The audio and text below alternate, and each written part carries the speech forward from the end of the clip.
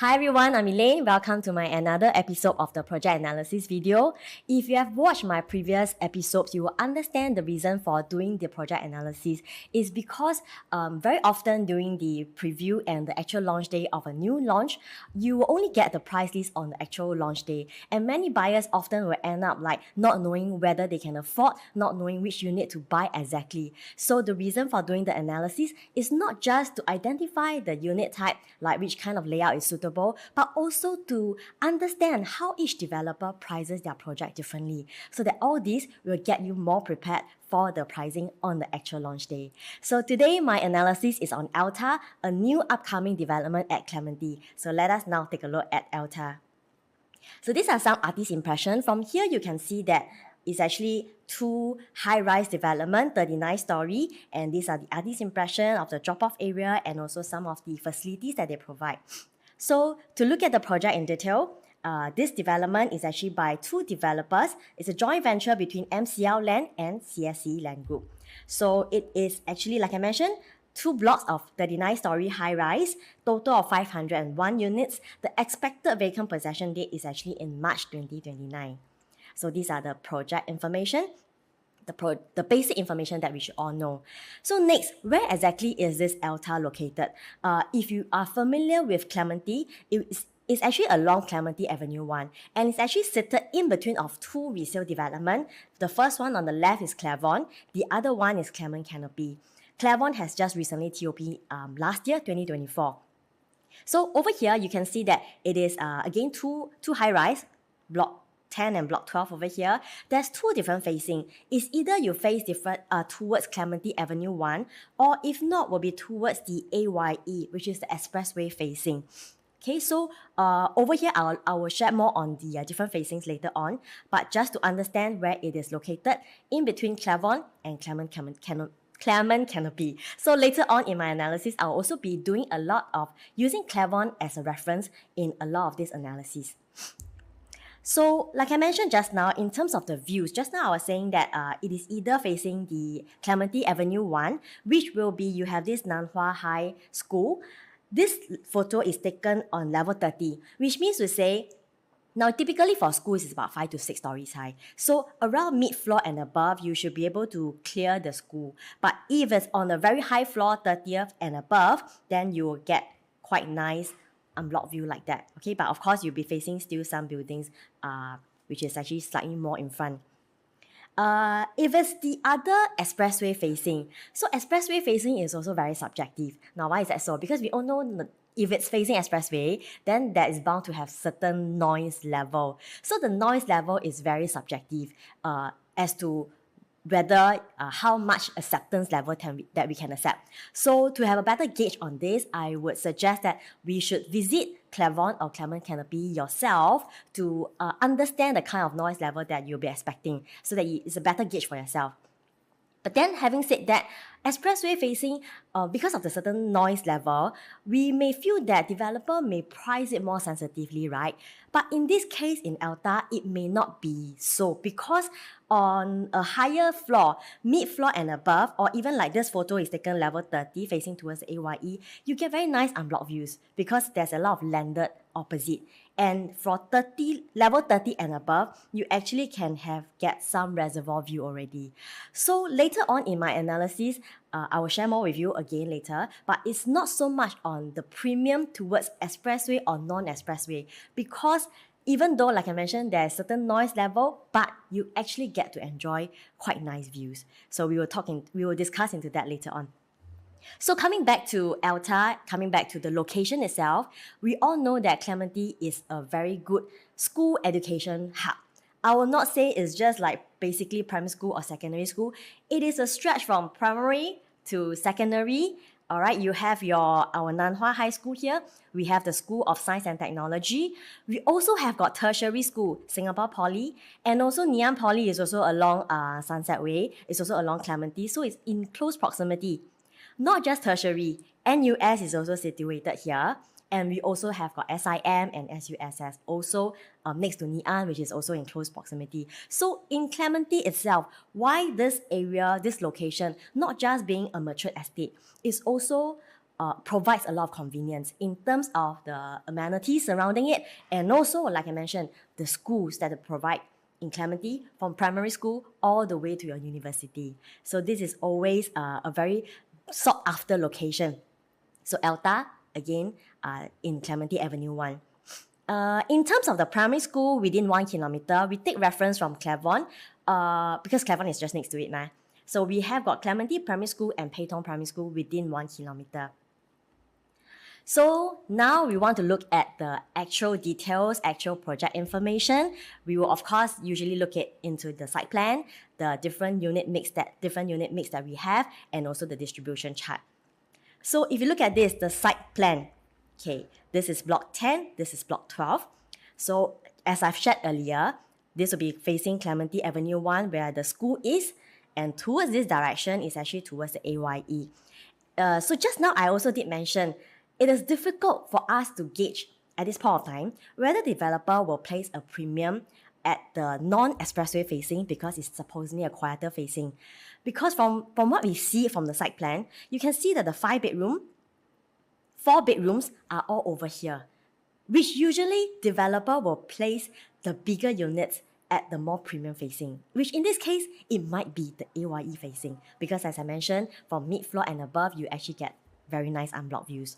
Okay, so this is the site plan. And of course, it's full condo facilities. You have got your pool, your clubhouses, your tennis court. All other facilities are all within Elta. So next, we look at the distribution chart and the unit mix. So what Elta offers is that the smallest unit is a 1+ study. There's only one stack, which is 36 unit, which I think is very decent because nowadays, developer will not place so many emphasis on the small unit type, which is the 1 or 1+ study. So there's only 36 units for 1+ study. The more heavy focus would be usually the 2-bedroom. We have got 2-bed, 1 bath, 2-bed, 2 bath, 2-bed plus study. So 3 different types. So all these makes up about close to 36% of the whole development. Then next we come to 3-bedroom. There's a 3-bedroom premium, 3-bedroom compact, which is 926, and then the 3-bed plus study premium, which is 1023. And just to also take note, 3-bedroom is often the most sought after unit type, right? But if you look at this, right, the 3-bedroom, there's only 2 stacks, total of 72 units. All right, and then for the 3+ study, there's only 1 stack, which is only 36 units. Next, we have the 4-bedroom. So we have 4-bedroom, which is a compact 1184. We have got 4-bed premium and 4-bed dual key, which is same size at 1313. And lastly, the 4-bedroom premium plus study, which is a much bigger floor plate, which is 1507 square feet. Last but not least, we have the 5-bedroom at 1776 square feet. So this is the different unit that Elta offers and also the distribution. Okay, next. So now coming to the more interesting part that we often want to understand and analyze, which is the developer pricing strategy for Elta. I will be using Nava Grove as a reference for the developer pricing strategy. Now, why is that so? Because Nava Grove is also by MCL, which Elta is also by MCL. So this is the first reason. Secondly, Nava Grove is also a very recent launch project, which was launched end of last year, and it does achieve very good sales result. So if I'm the developer, I will also be using back the same kind of pricing strategy. And also not forgetting, because for Nava, even though it is not at 39 story high, but it is also high rise, 3 blocks of high rise, 20 over story. So this will be a good or fair comparison that we can use from Nava Grove to estimate the price that we'll be looking at for Elta. Okay, so this is for Nava. Okay, first of all, I will be breaking this into 2-bedroom, 3-bedroom, and also 4-bedroom. For Nava Grove, forest facing 2-bedroom, 700 square feet. Okay, we can look at, in terms of this price list, right, there is 3 very interesting strategy that can be derived from this whole price list. Now, number 1, we can see that from level 2 to level 3, based on a per floor jump, there is actually a 0.5% premium, which is a $8,500. That means to say, per floor jump for Nava Grove is at 0.5% premium. And also take note, this 0.5, right, is starting from the cheapest unit, which is the 2nd floor unit. That means to say, from 2nd to 3rd floor, I will see a 0.5, and in terms of the absolute quantum, it's actually at $8,500. So developer applies this $8,500 throughout from level 2 all the way to level 23. It is not like a cumulative 0.5. If it's accumulative, it will mean to say level 2 to level 3 is this quantum already, then I'll add on a 0.5 from level 3 to derive my level 4. So it is not like that. They basically use from the cheapest unit at a 0.5% premium and applies the absolute quantum of 8,005 throughout the whole price list from level 2 all the way to level 23. So this is the first part. Second strategy that we can see from this price list is that at level 7 and 8, which is over here, level 7 and 8, there is actually a 1% premium. So instead of a 0.5, level 7 to level 8, there's a 1% premium. Next thing, level 17 to 18, there is a 2.5% premium. That is the second part of it. And lastly, very interestingly, after each premium jump, at this one is 1%, you can see that the next higher level, which is level 9, it is actually the same price. So from 7 to 8, I jump a 1%. Then my 8 and 9, I'm actually looking at same price. So same thing, 17 to 18, there is a 2.5% premium, but 18 to 19, same price. So this is for the 2-bedroom at Nava Grove, the price list for a 2-bedroom layout. So these are the 3 interesting things that we see for this price list, right? Next, when it comes to 3-bedroom, it is exactly the same. Number one, just that the difference is a little bit different. Just now we had a 0.5 premium. So for my 3-bedroom, it's actually a 0.4 premium on a per level basis. Next thing, same thing, I also have a premium of 0.8 at level 7 and 8 over here. The next premium is level 17 and 18 at a 2.4% premium. So just now was a 1% and a 2.5. So for 3-bedroom, it's a 0.8 and a 2.4. And same thing, the next higher level over here, if you can see, will be same price. The next one, also same price. So we have seen 2-bedroom, we have seen 3-bedroom. The next one, 4-bedroom, 1335 square feet for Nava Grove. It is again the same strategy. This time round, per floor jump is 0.4. Same thing, 0.8 premium at level 7 and 8, 2.3 premium at level 17 and 18. And the next higher floor would be the same price. If you can see from here, same price and same price. So this is the pricing strategy that developer has adopted for Nava Grove. So now we want to use this as a reference to come into Elta. So let us now take a look at the 1-bedroom analysis. So for Elta, the smallest unit is 1 plus study, 506 square feet. This is type A1S, stack 10. There's only one stack and it's actually facing towards the school. So for one stack, there's only a total of 36 units. So for 1 plus study, I would say that the layout is pretty much the same as compared to many different projects, because for 1 plus study, it is more or less the same lah. So coming in, we have our kitchenette over here and we have a proper study tucked to a side, our master bedroom, living and dining space. So the next thing that we want to analyze, of course, like I mentioned, from what we have from what we have analyzed from Nava, we want to bring it into Elta. So the price prediction for Elta 1 plus study, I would be looking at the starting price at $2,002 per square foot for a few reasons. Number one is that we've seen we have seen the launches recently, right?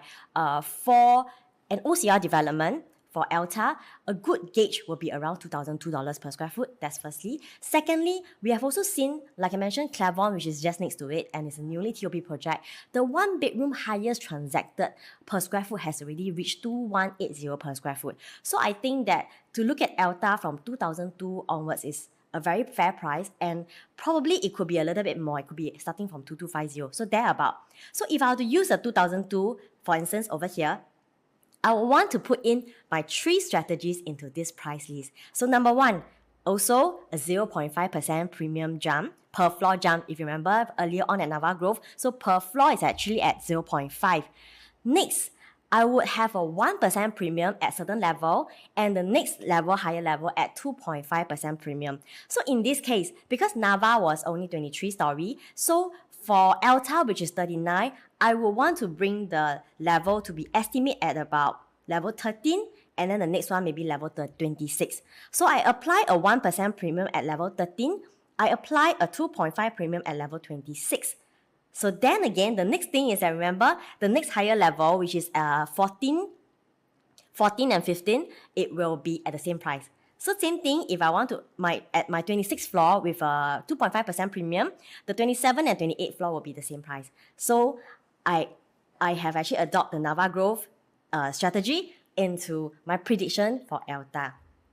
So looking at this, then we will go into like from my lowest unit. So for Elta, the level will start from, the lowest level starts from level 4. So from level 4 all the way to level 39, there's a total of 36 units. Okay, the next thing I'm going to explain is a little bit more complicated. You see if you can understand. Now, the thing is that, firstly, there's a 0.5% premium. Secondly, at 1% premium, all right, which is over here, but the next higher level, which is actually same price ma.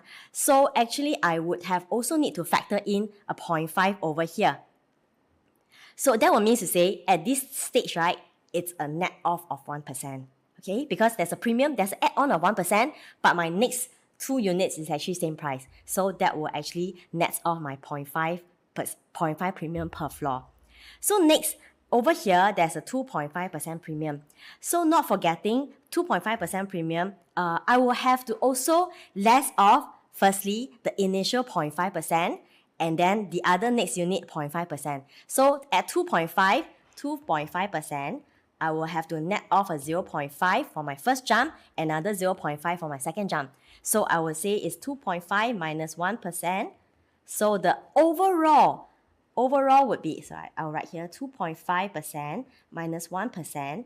The overall increase from the lowest to the highest floor would be about 1.5% more. So this is how I derive my price chart from level 4 to 39. I add on 0.5 per level plus an overall 1.5% more. So that's how I get my 0410 will be around 1.13, maybe around 1.15 onwards. To my level 39 is at 1.34, 1.35, or probably around 1.36, thereabout. So that's my price prediction for Elta 1 plus study. So next, after we get our price prediction, after we derive a price list, what's next? For 1 bedroom, very often buyers looking at 1 bedroom will be more for rental purpose, more for rental investment. So if I am prepared for my different levels of the potential price that it could be, I can also do a calculation on the potential rental yield. If I can get a lower floor unit, then of course usually I'll enjoy a better yield. But if let's say, because of my ballot number, I can only get the higher floor, can I still proceed to buy? So let us take a look at this example. So I've used Clermont, again because Clermont is just next door. Level 4 is rented at $3,006 in December 2024. And level 27 is rented for $100 more in same month, December 2024. So yes, the rental may be slightly higher, but it's not significantly higher. Now let's apply this into Elta. Assuming I have a monthly rental of $3,006 over here, all right, and if I manage to get the lower floor at about 1.1-ish, 1.15 thereabout, my rental yield is about 3.9. So definitely I'll say that this is very, very good rental yield. But if due to your ballot number, you can only, when it's your chance to book, there's only high floors left. So if let's say I were to buy a higher floor, which my projected price is around that 1.35, for example, my rental yield is at 3.2. If I were to use a 3,007, I will derive a 3.2%. So actually at 3.2%, it is still a very decent yield. In conclusion, for 1 bedroom, what we want to understand from this example is that yes, for 1 bedroom, in our previous analysis video, we often will say that for rental investment, we buy the lowest floor and lowest price possible, right? But we know that in recent launches, because of the demand, and especially in Elta, because of Clementi being a very rentable location, there might be a lot of demand for the 1+ study. So if it's your chance to make a booking and you have only left with the high floor, I would say that it is still okay to go for the higher floor, because you'll be looking at potentially at minimally a 3% rental yield. So of course we can see that your high floor will not guarantee a higher rental yield, but you will get to rent out your units faster. That's quite normal, because if let's say a low floor unit and a high floor unit, tenant will usually go for the higher floor possible lah. So that is for 1 bedroom, 1+ study analysis. Next, we look at our 2 bedroom analysis. For 2 bedroom, there is 2 bed, 1 bath, 2 bed, 2 bath, and 2+ study. So we look at the 2 bed, 1 bath first. 2 bed, 1 bath, there's actually 2 different layout, type B1 and type B2. Both are same size, 614. For B1 is type 11, which is the school facing. For B2, it is the expressway facing. So again, like I mentioned earlier, we are not able to really guess so much as to whether expressway has a premium or not. But it's okay, because later on for my 2-bedroom analysis, I will actually be grouping them together to let you have a clearer picture of which is the unit type that we can be looking at. Okay, but let us take a look at this 2 bed 1 bath first. In terms of the layout, I don't see any significant difference for these 2 layout. For B1, it's also coming in dumbbell to 1 room at one side, and then my living dining. For B2, same thing, I come in, it's also dumbbell layout. The only thing is that how the kitchen is positioned, right? Over here, you probably have a slightly longer walkway, if I can see from here. And also the rooms are staggered. So the master bedroom opening is here at your dining space. And then for, if it's your B1, that your 2 bedrooms door are almost like a door to door. So like I mentioned, it's more of an individual preference on the layout. I would not say I would have a stronger preference over which one for this 2 bed 1 bath. So next, our price prediction for 2 bed 1 bath, 614 square feet. I'm also using the $2,002 per square foot as a start, as a gauge from here. So the lowest price gauge will be around $2,002 per square foot. And same thing, I'm going to apply my Nava Grove strategy into my Elta to derive this price list. The 0.5% premium per floor jump, a 1% premium at level 13, and my own estimation at level 13, and the next premium, 2.5% premium at level 26. Then, of course, followed by the next 2 units having the same price. So again, I will be using a 0.5% per level plus a 1.5% more for the overall average price list. So what I've derived for my 2 bed 1 bath, starting price is around 1.35. If you want to buffer in a little bit higher, I would say probably about 1.38 thereabout, to around the highest floor possible, around that 1.63, 1.65 thereabout for 2 bed 1 bath.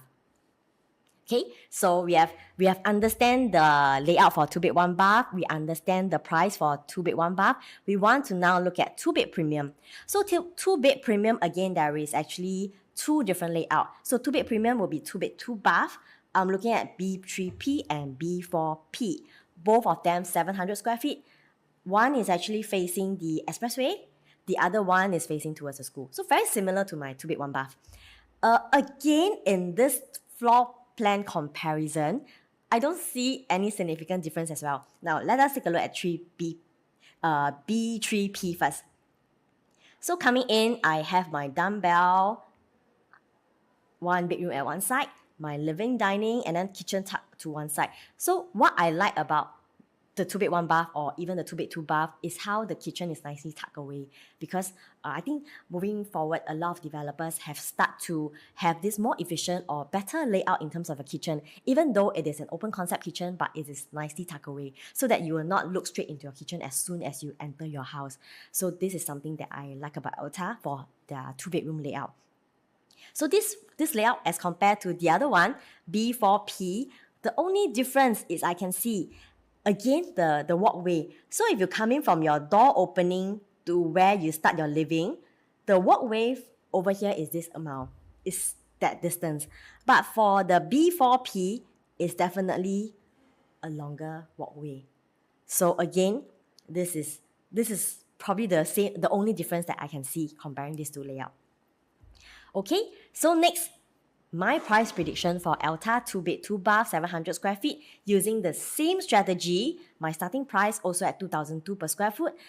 Level 4, I derive a 1.54 mil, thereabout, and my highest floor would be around that 1.8.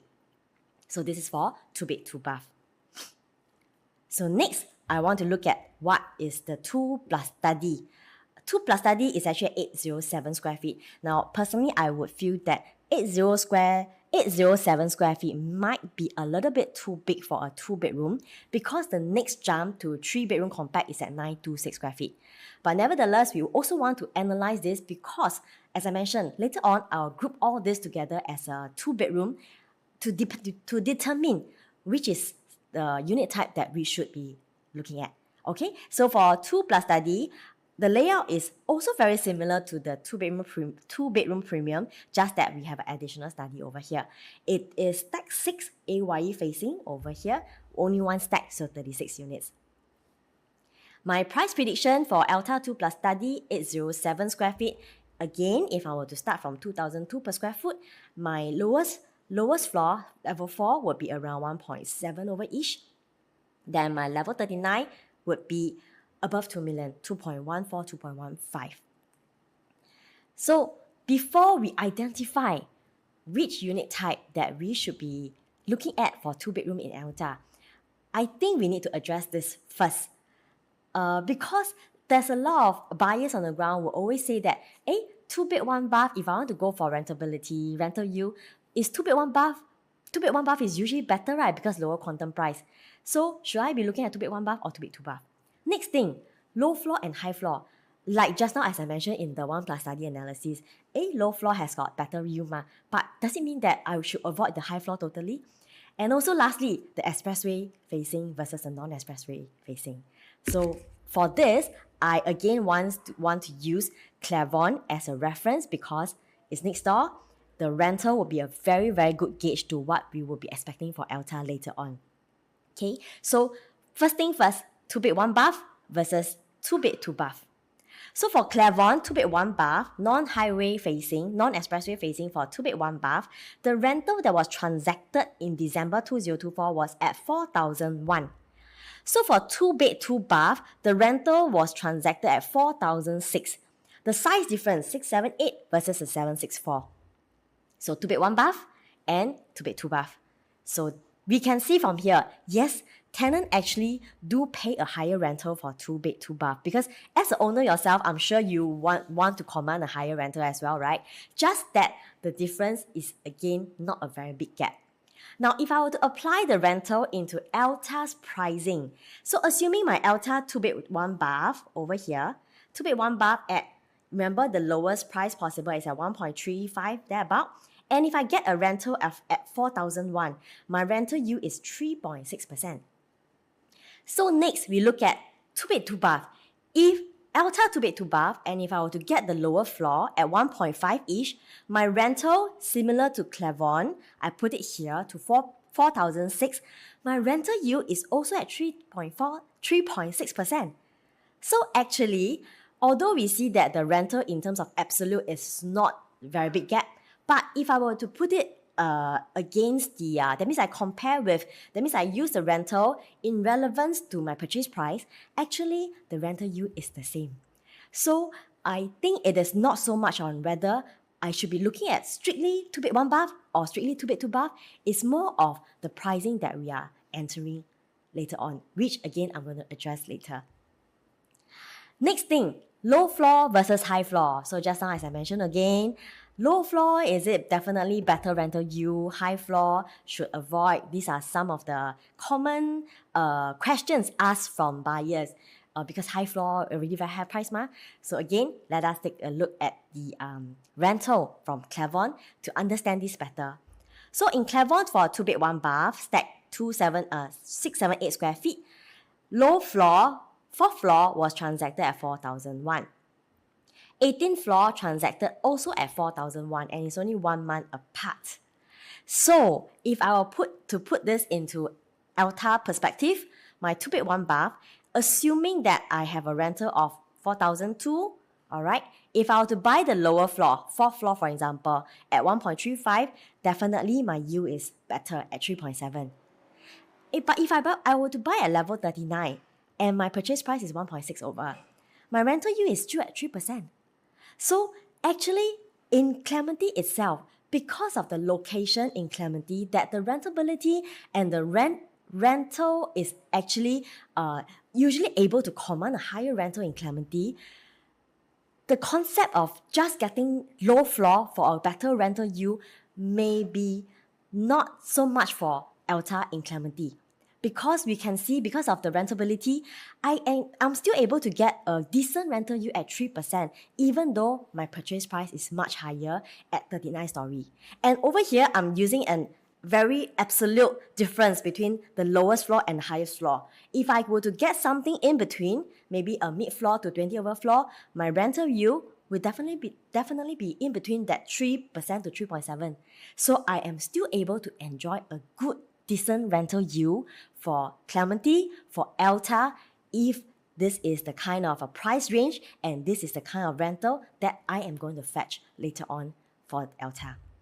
So this is an example of low floor versus high floor.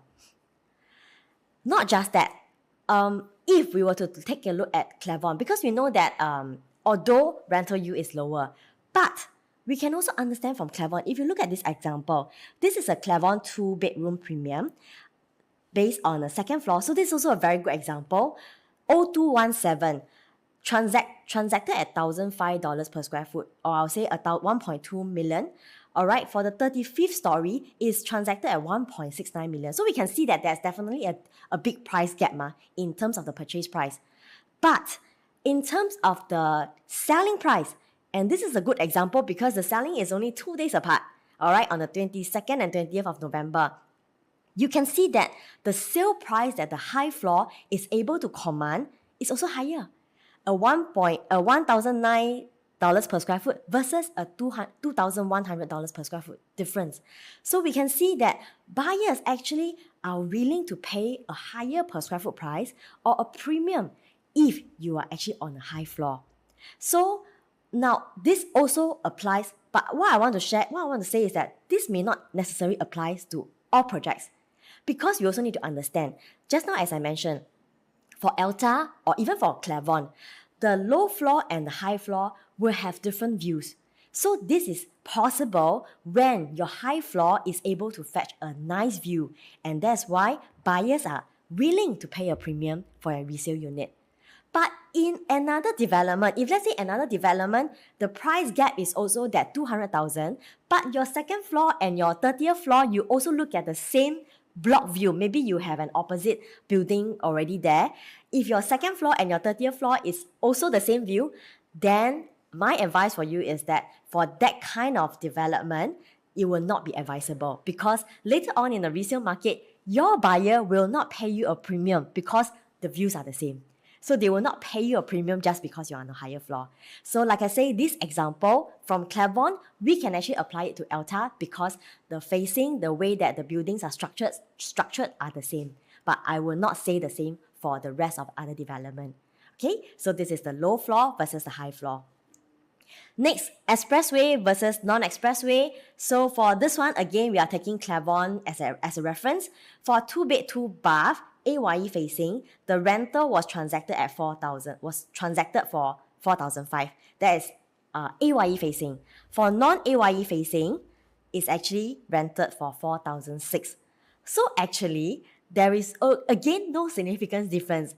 It's not about because it's expressway and then the tenant not willing to pay or not willing to rent. Because like I mentioned again, in the way that the location of where Clermont and Elta is, the AYE facing offers a much better view. And that is probably the reason why the tenant is willing to offer for the rent. Then again, in my own opinion, if I'm given a choice, I will go for the non-expressway because I'm someone who actually prefers a quieter facing. But if you're someone who actually prefers, you like really the nice unblocked views, then that's something that you can also look at for the non-expressway, because in any way, the rental in this example, it is very similar. Okay, so that's for the expressway versus non-expressway. So we have talked so much about the different unit type, the floor plan, the price prediction for 2-bed 1 bath, 2-bed 2 bath, and even for 2 plus study. Then we've come to the analysis whether we should go for low floor, high floor, expressway or non-expressway. So conclusion, what should we be looking at on the launch day? So this is what I want to share with you in terms of my top choices for 2-bedroom. So I've put in all the 3 different price lists, my projected price list for 2-bed 1 bath, 2-bed 2 bath, and even for 2 plus study. Now, why is this important? There's a lot of numbers that we can see, but we also need to understand, usually for a new launch, your prices will only be available on the actual booking day. So you'll be overwhelmed by all these numbers, because if you're not prepared enough, you may end up buying the wrong unit. Now, why do I say so? So let me share with you in terms of my priority of how I would be looking at for all these different unit type, different sizes for 2-bedroom. So assuming that if you have a very good ballot number, then of course, all this would be like, okay, you have a very good ballot number, you know for sure, if I want to have a 2-bed 1 bath, I go with my 2-bed 1 bath, based on my ballot number, I'm able to get the low floor units. That's the best scenario. Or if I want to have a 2-bed 2 bath and my ballot number is so good that I know I can actually get the lower floor possible for 2-bed 2 bath, again, that's the most ideal situation. But if your ballot number is not too good, but still not too bad, somewhere in the middle, then it's the point of time that you have to make a decision. So in terms of my priority, now, if we were to look at all these price chart, my priority or my preferred choice unit would be for 2-bed, if you want to go for rentability, right? If you want to go for as best rental yield as possible, then of course, we will take a look at the 2-bed 1 bath first. If I'm given a chance to choose from level 4 to probably about level 20, this is the first group of units that I'll be looking at. But at the point of booking, if I'm left with the higher floors of the 2-bed 1 bath, then it is important for you to make a decision to do a quick check on what's available for 2-bed 2 bath, which is a 700 square feet. Because if you were to look at my projected price, over here for 2-bed 1 bath, higher floors, you'll be almost reaching a 1.5-ish already, which means to say you can potentially top up a little bit more and get the lower floors for 2-bed 2 bath, which is also around that 1.5-ish. So first of all, I will be looking at, let me draw this out. Firstly, the first group, it will be 2-bed 1 bath, the lower floors. Next, I want to switch my attention to the 2-bed 2 bath lower floors, because the price range is very similar. From here, 1.4-ish nearing to 1.5, and if you top up a little bit more, you can actually get a 2-bed 2 bath. Then next thing is that if by my turn of booking, if let's say the 2-bed 2 bath has already reaches like 20 over story around here at 1.6-ish, I may have to decide to go back to my 2-bed 1 bath, the mid-floor units, which is ranging around 1.5-ish. So this is how we will need to prioritize. If you are looking at the 2-bedroom and you have a budget that you can work on, this is how you may want to prioritize in terms of your units. It should not be fixated on I just want a 2-bed 1 bath, and then at the point of time, I only left with level 30 or level 35, and I'll just go for 2-bed 1 bath, because you also have to understand what's available for the next unit type to understand and determine whether you want to upsize or you want to downsize back. Okay, so in terms of the choices, in terms of the preference, it is actually how we should be looking at in this manner.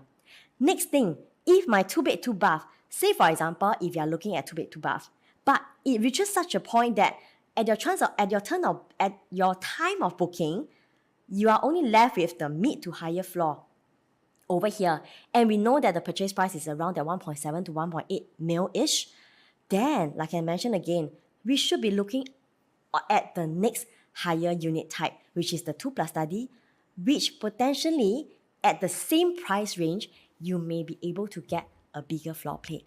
So that is what I meant by earlier on, I mentioned for our 2-bedroom, because in recent launches, there is actually a good demand for all these brand new launches. So it all depends on your ballot luck. Then again, having said, depending on your ballot luck, it's not that your number, even though it is not so ideal, is not that you can't get anything. But it is important for you to understand the pricing so that you will not end up buying the wrong unit. So this is my recommendation for 2-bedroom. It is not just a straightforward whether I should go for 2-bed 1-bath or I should go for 2-bed 2-bath. It's more of understanding the prices, understanding what's available at the time of purchase. So this is my analysis for 2-bedroom. Next, we look at the 3-bedroom analysis. For 3-bedroom, there's 2 sizes, 926 and 1023 square feet. 926 will be a very comfortable quantum price that you can be looking at because of the size. And also Elta is actually already a harmonized development. So for 926, having a 3-bedroom, you have everything unit. All right, you're coming in, you have your enclosed kitchen with windows over here, living and dining, and then your 3 proper bedrooms. So a very decent size for Elta 3-bedroom compact, having all unit in a 3-bedroom. There's 2 stacks. Okay, so there's total of 72 units, and both are actually facing towards the expressway. Next will be the 1023 Premium.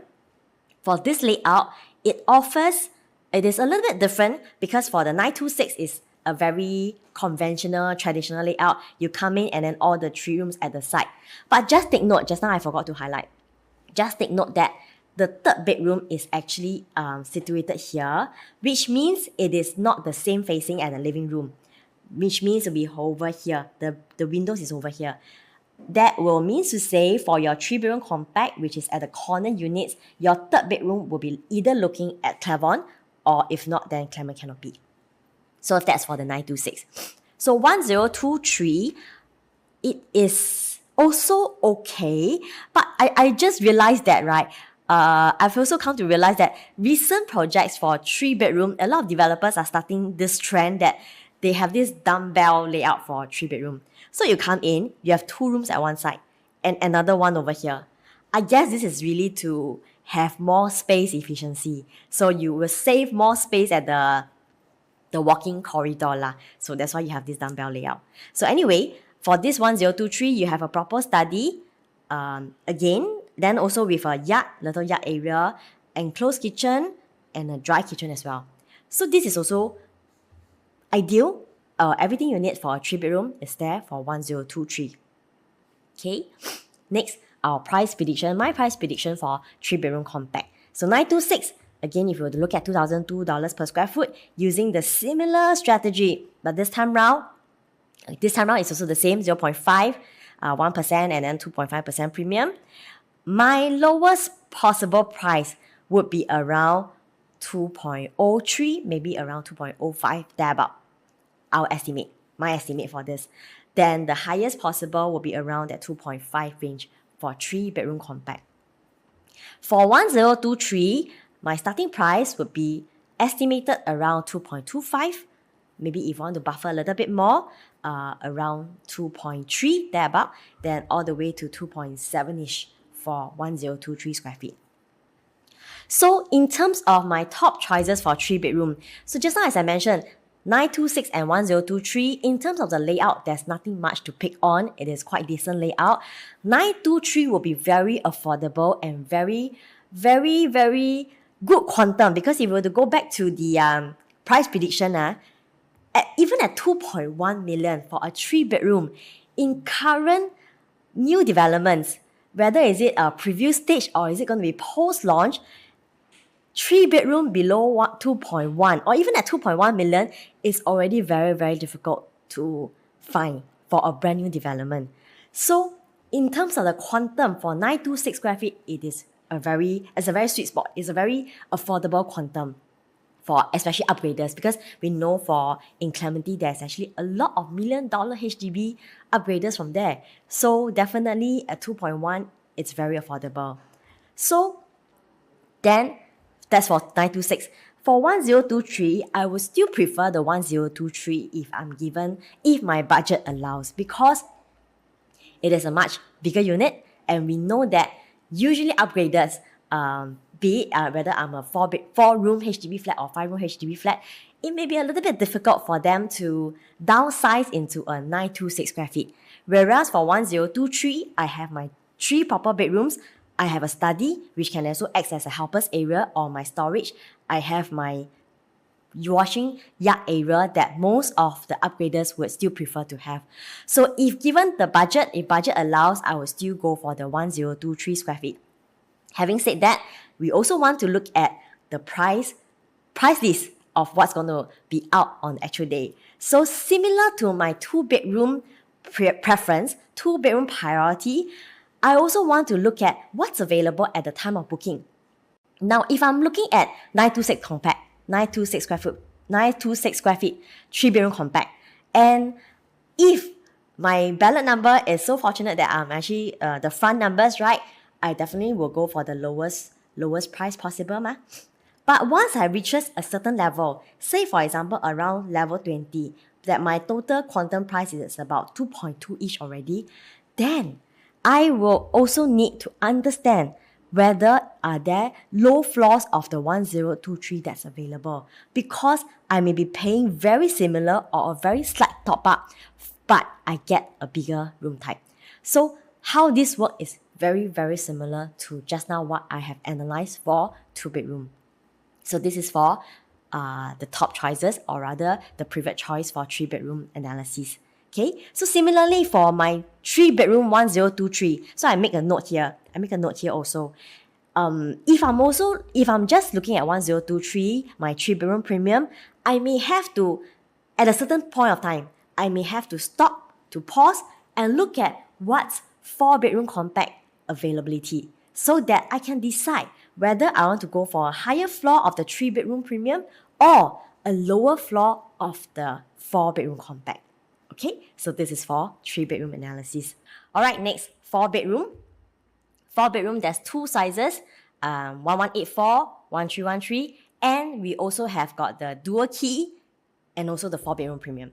So first thing first, 1184 and 1313, if I put the layout side by side, okay, so each of the layout also has got only 1 stack, so 36 units.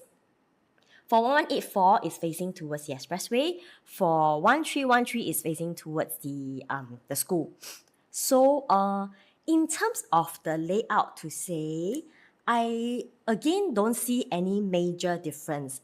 But what I have highlighted over here is that for 1313, I have a proper junior master with attached bathroom. So if you look at the layout, coming in from here, we have our dry kitchen, wet kitchen, our living and dining, and then 1, 2, 3, 4 rooms over the side. That's for 1184. And in fact, I think 1184 is very similar to 926. It will be a very good quantum, especially for upgraders. Okay. Then for 1313, as I mentioned, the only difference that I can see is this junior master. So although the size for the living and dining for 1313 is slightly bigger, but I'm seeing also a slightly longer walkway over here. So that could also be certain areas that it takes up in terms of the area, in terms of the size. So other than that, in terms of the other areas, my dry kitchen, wet kitchen, I'm seeing pretty much the same. Okay, so the only difference is the proper junior master. So for 4-bedroom, if I were to go, or if I'm an upgrader, and in terms of I have certain budget that I can only look at, then definitely 1184 is something that I want to look at. For 1313, because the size gap is quite big, right? If I'm paying extra premium just for the additional junior master, then maybe something that I may choose not to. Because for this 4-bedroom layout, again, if you have seen some of my previous analysis video, usually for 1,003 over square feet, right, we would prefer to have a wide frontage living. That means my living room and my dining room is actually landscape, a wide frontage living area, because it will make the whole area and the whole space looks more grand, more luxurious. So if I'm someone who is budget constrained, I'll go for 4-bedroom compact. If I'm somebody who actually do want to have the luxurious feel and a bigger of the 4-bedroom, I want to go for 1313. But unfortunately, in this layout, it does not offer me the luxurious feel because of the layout.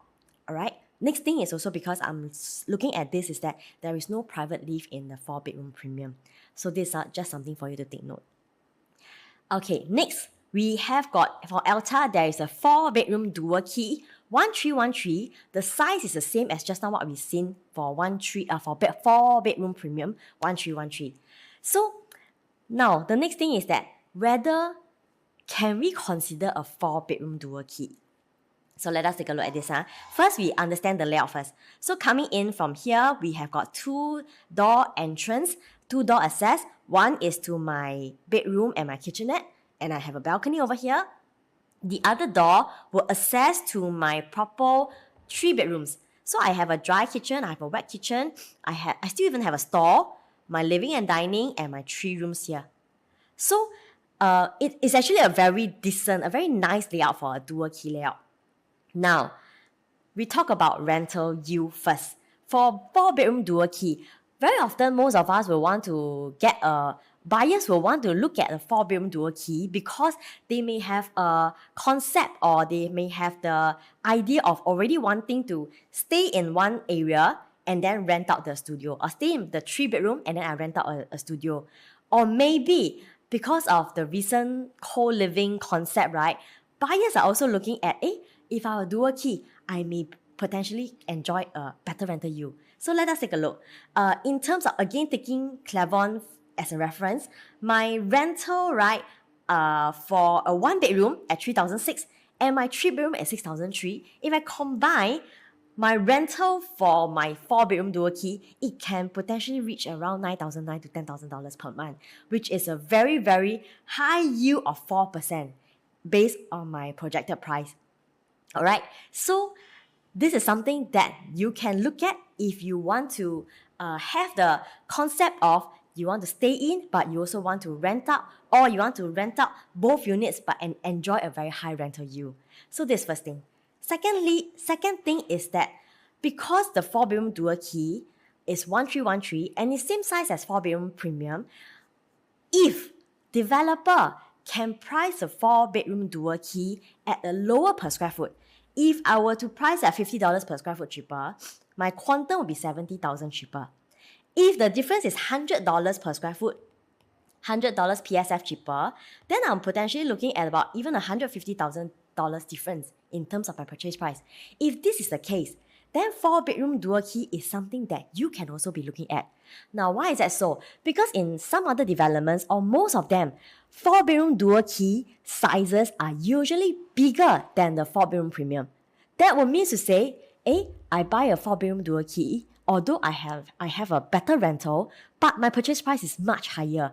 If that's the case, then it probably doesn't make so much sense because I'm paying higher purchase price, but in terms of the resellability later on, as a 4-bedroom dual key, it may not be so easy to exit. So like I mentioned over here, it may not be so easy to sell in a resale market because very often buyers who are looking at 4-bedroom, they want to have basically a proper 4-bedroom for their own stay. And they are even willing to pay for a premium for the bigger floor plate or even like the higher floor if you can offers good views. So 4-bedroom dual key, you can consider for if you're looking at two things. Number one, you want to have a very high rental yield, but this has got to be a rental concept. Okay, because if you want to just buy a 4-bedroom dual key and you hope to sell within a short term of 3 to 4 years, then this may be challenging because you will not be able to attract those who strictly want to buy a 4-bedroom buyers for own stay. So if you're looking at high rental yield, yes, you can consider a 4-bedroom dual key. Number two, if on the actual launch day, right, and your 4-bedroom dual key, because of the same size, if developer is able to price it much cheaper than the 4-bedroom premium, then it makes sense for you to consider the 1313 4-bedroom dual key, because in any way, it is still a 4-bedroom. You can actually still make this into a very spacious 4-bedroom for own stay. Because if you see this part here, if you don't want the kitchenette, anyway, you have your kitchen over here, right? You can do it into a very spacious wardrobe space or maybe a study area over here. So this is something for you to consider for 4-bedroom dual key. Lastly, which is the 4-bedroom plus study, is at 1503 square feet.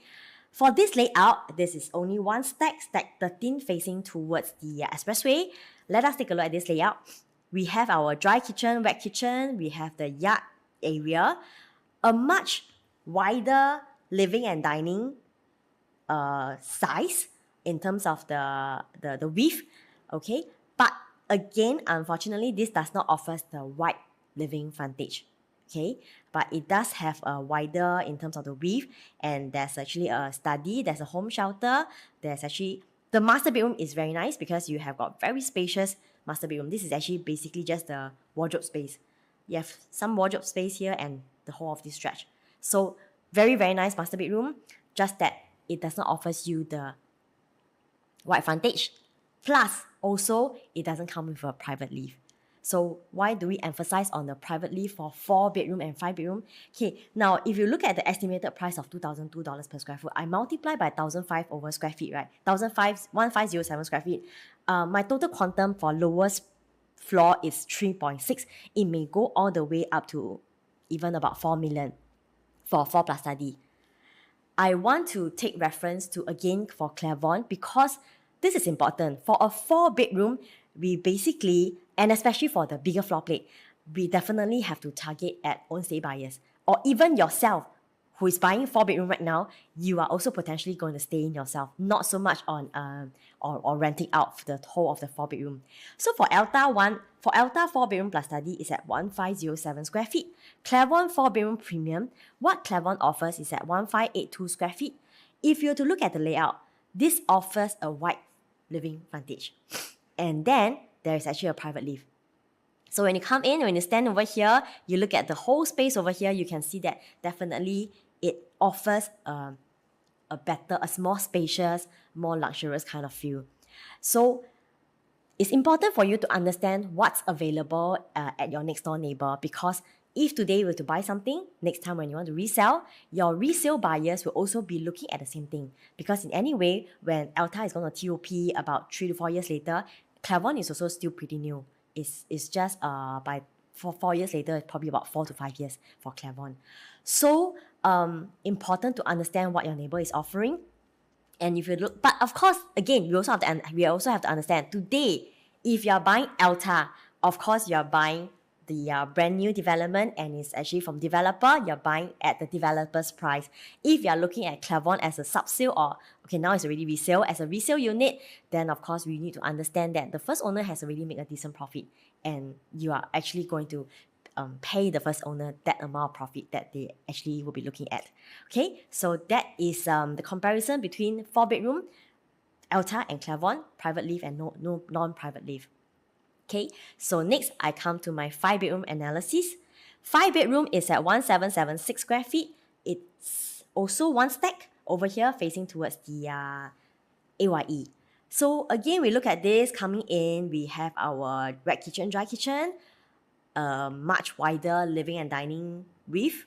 Actually, it's very nice layout for this 5-bedroom, because if you look at from the kitchen, dry kitchen onwards, right, it's the whole area over here. So I can see, even though it is not so much of the wide frontage, right, I can see that it does offer a very, very spacious whole of from my dry kitchen all the way to my balcony, this whole space that I'm getting. I'm also having a proper yard utility and super big master bedroom, okay? And also we have a junior master over here. We actually have got 2 junior master. There's one here and one here. And these other 2 bedrooms share 1 bathroom. So in this layout, there's nothing much to pick on for a 1776 square feet. The only thing is, again, there is no private lift provided for 5-bedroom in Elta. So again, like I mentioned, similar to the 4-bedroom, we take a look at what Claremont offers. Claremont 5-bedroom is very similar to its 4-bedroom premium, comes with the private lift over here. So same thing, again, if let's say you are someone who is looking at Elta 5-bedroom for own stay, I would say that it is still okay to look at it because you're getting from developer's price. Just that we just have to understand that our neighbor Clavon actually do offer very similar layout but with the additional private lift, which may be an important criteria for most of the bigger floor plate buyers. So this is just something for you to understand and to take note. Okay, so I also take reference to the nearby vicinity, which is Park Clementi's. Park Clementi's offers a 5-bedroom 1771. Also comes with the private lift over here. So again, this is something just for you to take note and for your reference. So that's all for my analysis for Elta. At this point of time, if you are watching my video and if you have not made any appointment to the preview, do feel free to reach out to me because Elta's preview is coming very soon, which is actually, at my time of filming, it's actually going to be this weekend, okay? And the launch date is on the 22nd of February. Or if let's say you have other questions pertaining to other launches, whether is it going to be preview or post launches, you have any questions that you need me to help you to analyze in detail, feel free to reach out to me also. Thanks for watching, and I'll be seeing you in my next video. Thank you.